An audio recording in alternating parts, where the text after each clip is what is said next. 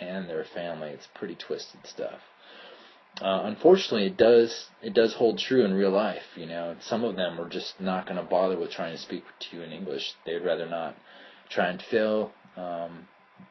You know, they've studied English. They totally understand what you're saying. They can even respond back to you, but they just don't take the time. Some of the women you meet will, and some will be curious. Some will want to meet you for romance. Some will want to try and meet you for free English lessons, which is really common.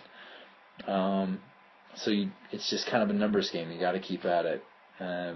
There's no silver bullet for meeting these women. About communicating and meeting them. First meetings, usually what I do is I only give girls my email. I never ask for theirs.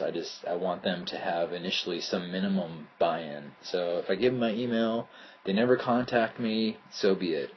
And that is much of the time. That's most of the time, actually. If they do contact me, that's good. It's a good sign to start. Then meeting again becomes an issue. Generally, the girls in Tokyo are very flaky. They're very unreliable. It's pretty standard that they don't respond to you for like 3 or 4 days, sometimes a week, and then you get the whole, oh, I'm sorry, I've been so busy, blah, blah, blah, blah, blah. So that's one thing you'll have to deal with, and that sometimes it's true, they are busy, and a lot of times it's total BS and it's a cop-out, but, you know, they want to maintain control by being evasive, so that's kind of what they do. That's really not that different in any country, but in Japan, the waiting time is obscenely long sometimes. Even if they're interested in you, it could be a week before they respond to you, and you're kind of like, oh, I remember you. Hey, what's up? Yeah, it's pretty ridiculous. So there's a high flakiness factor with the delays of responses in communicating and with them responding at all. So for the first year, it really took me a long time to get used to this, about about Tokyo girls. I want to be clear, I'm only talking about my experiences, and I'm not, everything I'm saying is not true. There's going to be exceptions, of course, but in general, these are my observations, and they've been corroborated by my friends. So take it at face value. So if they do respond and you do successfully meet again, the next hurdle becomes, are they interested in me, or do they want free English? And that's, a lot of times they just want free English lessons. So I have my own ways in the beginning to kind of sort that out, and to make sure they're not using me for free English. So beware. If you meet a beautiful girl, she shows interest, she's responding to you, it's so exciting, and I might get laid, this is going to be great. Yeah, it could happen. But for the most part, the higher percentages that they just want to have a friend or speak English with you, practice English for free, usually. Because a lot of these people pay a lot of money for English lessons, for private English lessons at private language schools. So, yeah, let's be friends, let's meet, and then, So sometimes that'll pan out in your favor. Most of the time it won't. Most of the time they just want to practice English and whatever. That's okay. If you're patient and you want to have friends, that's fine too. If, sex isn't a huge pressing issue for you.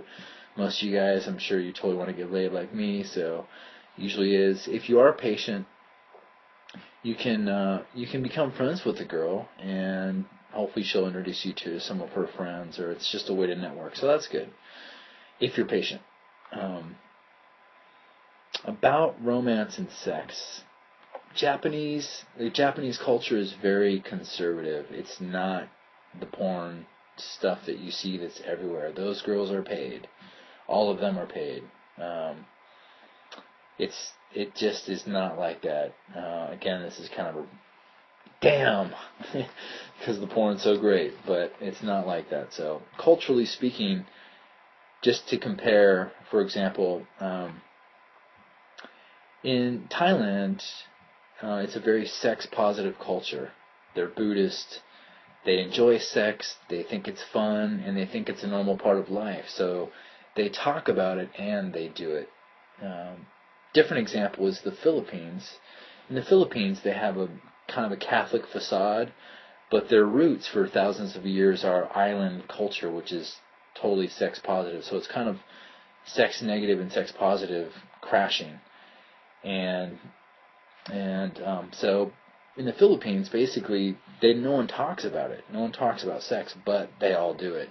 Population control is a huge problem there, and all the women have babies, and all the men are whatever, terrible fathers, and off and doing all kinds of stuff. Well, in Japan, no one talks about it, and not many people are doing it. No one really has sex. Population decline, and basically they're just kind of indifferent. It's not an open culture. There's some parts of Japan that are very open about it. Porn actually on computers isn't that common in Japan. They'll go to video stores and rent porn, old school style. Let's go get a DVD, and they have the whole adult section at the video stores. But for the most part, access to it, I don't think is that common, at least by the women. So it's fairly sex negative. It's not too open-minded. Again, there's exceptions, and I have polled lots of women here. The thing you'll find about the women here is there's an analogy the Japanese use, and they call them tuna, like the fish tuna. They say that once you catch a Japanese girl, they're like tuna. Basically, they don't put up a fight, and it's just kind of like, I'm dead, Well, sexually speaking, they're tuna, and that's the Japanese belief, is that once you catch them, they're boring in bed. So, and I've talked to lots of white guys that have been married, and they tell me the same thing, that Japanese women in a serious long-term relationship view sex as a requirement, a dutiful requirement for marriage, not as something that's joyful or enjoyable. Maybe it's a means of having a family and making babies, but that's not to say that all married women are asexual, and I've had my share of married women, so I know that married